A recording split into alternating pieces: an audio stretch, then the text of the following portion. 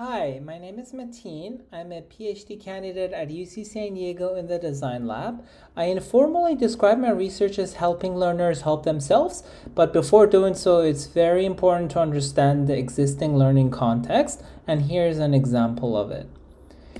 So when you go to CHI presentations, especially if you're into educational learning domains, you might come across a lot of different topics like formal education, but maybe K to 12 or large lecture halls, or maybe you see some stuff on online learning or independent learning or even MOOC style instructional video learning.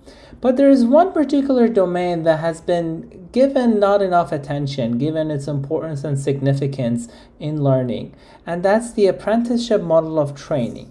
Apprenticeship training refers to direct supervision between experts and learners until the apprentice is confident enough to accomplish the task independently.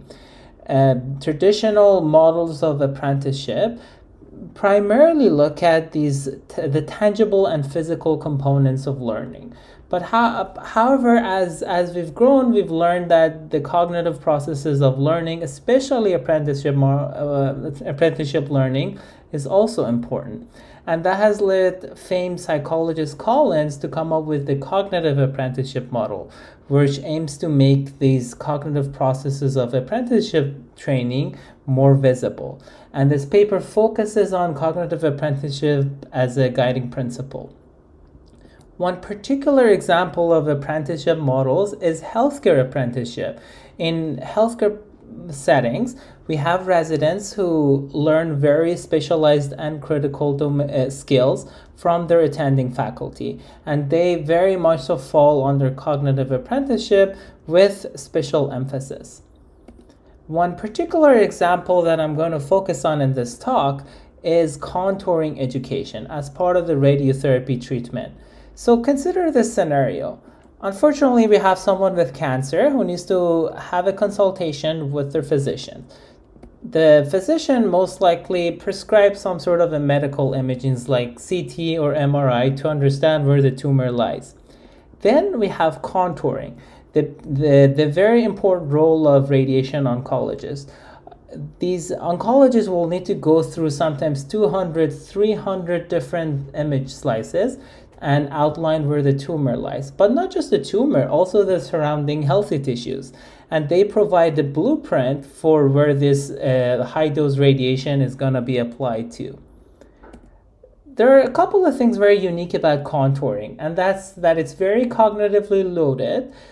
These physicians have to simultaneously consider the treatment context, tumor context, and tumorous areas, and that could be very overwhelming and could take a lot of time.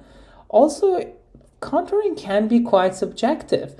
There is some ground truth that always has to be covered, but the physicians can then choose to sometimes under contour or over contour. They might sometimes choose to over contour to avoid disease recurrence, or sometimes under contour to protect and preserve the nearby healthy regions. As such, physicians don't usually contour the same thing similarly. So once this contouring is done and this blueprint is ready, then this high-dose radiation is applied to the patient and this process repeats.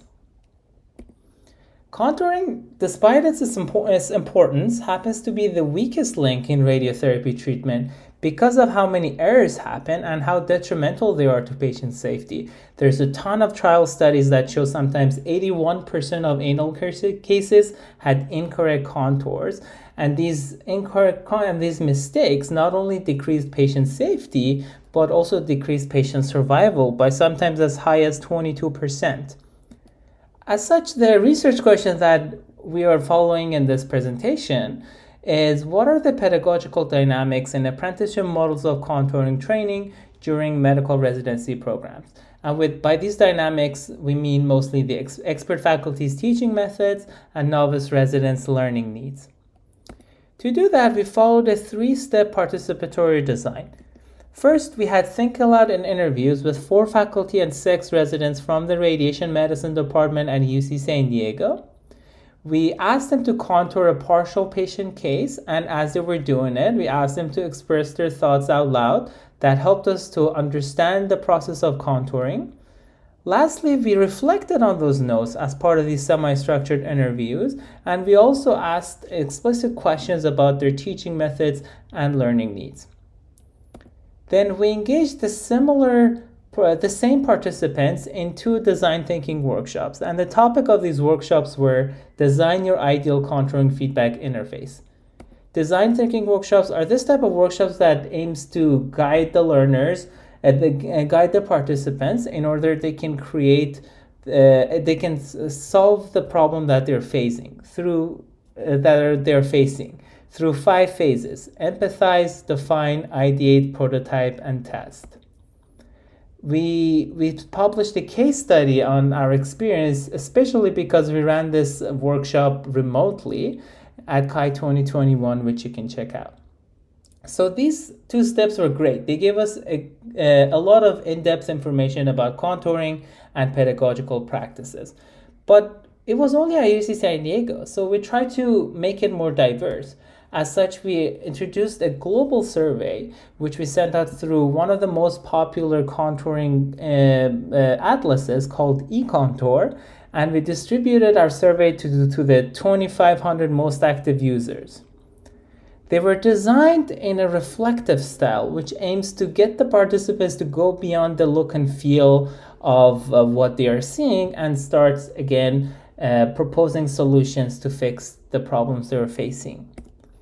And there were 4 components to it. So we asked for demographics, then we asked for perceived usability and learnability of the prototype mockups that were produced as part of the workshops. Then we asked them to annotate and express their liked and disliked regions. And lastly, we asked them to do a sketch their ideal feedback interface. Let's talk about findings now. The first one that I'm going to talk about here is what kind of feedback exchange methods the faculty pursued. And there were 3 main ones that we found. First is the post hoc recontouring, and this is how it goes. So first we have the faculty who are assigned patient clinical cases. They assign these cases back to the residents and ask them to attempt contouring. Residents in turn, they attempt contouring the case, sometimes as large as 200, 300 slices, and then send the entire case back to the faculty.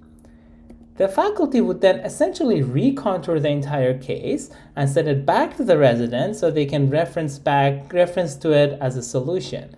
Sometimes also some of the faculties said that they would send some pointers via email.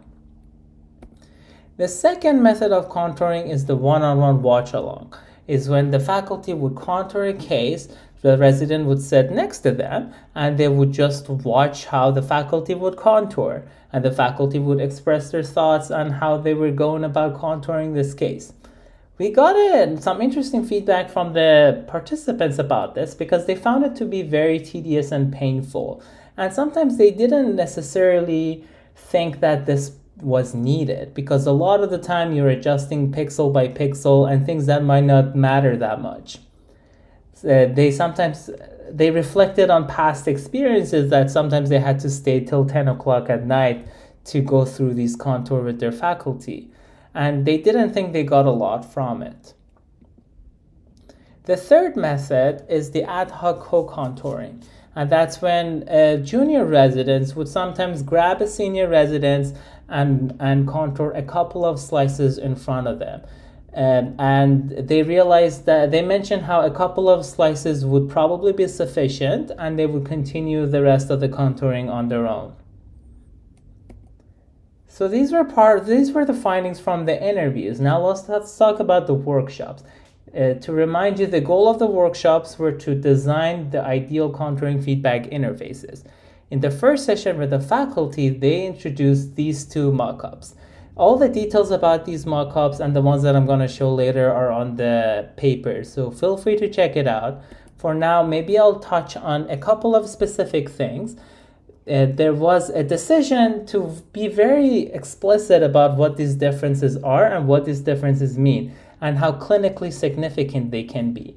And in a way, the participants expressed this need to get granular feedback. If we look at the other mock-up, We also see how the user of this interface could potentially pull in this aggregated contours from different types of users. And this was also very appreciated because the people we worked with, they expressed how much tendency there is in contouring, and they appreciated this method. And they called on this need for diverse feedback. Now, in the other workshop, 4 different mock-ups were produced. Again, more details on the paper, but some interesting aspects that came out of it was this need for in-session feedback. For instance, in this mock-up, the user envisioned that they could just quickly record their contouring sessions and create these small video snippets that they could just submit and get feedback. Lastly, we had the global survey that we used the eContour platform to send out. Overall, 67 people responded, but they were quite diverse as they came from 31 countries from 6 different continents. And this is a distribution of where these responses came from. In one part of the survey, we asked the participants, the survey takers, to annotate the regions that they liked and they disliked. And this is an introduction of it, more details on the paper. And in the last step, we asked them to go ahead and sketch their ideal contouring interface. It's a very involved survey, but that was important in order to bring in this reflective style from the survey taker. And we got some very interesting results out of it because not only the survey takers built on the features implemented as part of the design mockup, but they introduced their own flavor into it. For instance, this particular sketch has the resource bar that shows up in one of the mockups, but they also implemented this hints and pop-ups like comic vignettes that shows feedback during these contouring sessions. So what did we learn from our study? We found some fundamental tensions in the study and on different levels. On one level, we saw tensions between the teaching methods, such as these 3 that we explained in this presentation, and the learning needs. A lot of them came from the workshops and the design mockups. For instance, if we look at the case assignment and postdoc solution, we realize that, well, it's not very granular, and it's not very diverse because it comes from one faculty, and it's definitely not in session. And these tensions appear in the other teaching methods as well. We also saw tensions between these teaching methods and the cognitive apprenticeship. So the cognitive apprenticeship introduced by Collins includes a 6-step principle. The first 3 are the ones that appear in the traditional apprenticeship models, and the last 3 are the ones that focus on the cognitive processes of apprenticeship. When we start mapping these to what aspects of this cognitive apprenticeship they fulfill, we realize they mostly fulfill only the first 3, which is the traditional part, and the cognitive processes by large are ignored. So that brings us to the main tension that we've seen between the teaching duties and clinical duties. This has been reported before of studies that especially looked into these residency dynamics. However, what we realized in this study is that those tensions, they manifest themselves in terms of the content and strategies of training that blend teaching and clinical duties. For instance, if we look back at the one-on-one watch-along, the faculty is simultaneously fulfilling their clinical duty by contouring a clinical patient case, but also using it as teaching duty. But these 2 don't always align, and that's where we have these tensions. We also in the paper talk about the fact that decoupling the teaching and clinical duties could be key for solving a lot of the issues. However, this can be very difficult due to the political and economical incentives. So we discussed sociotechnical methods that could potentially bridge these roles and lower the burden on the faculty and create a better experience for the residents. These are the 4, and they are explained in more details in the paper. As the research team, we are incorporating a lot of these sociotechnical methods to develop computer-supported solutions that can help bridge these two roles. And that concludes this presentation. Thank you for your attention.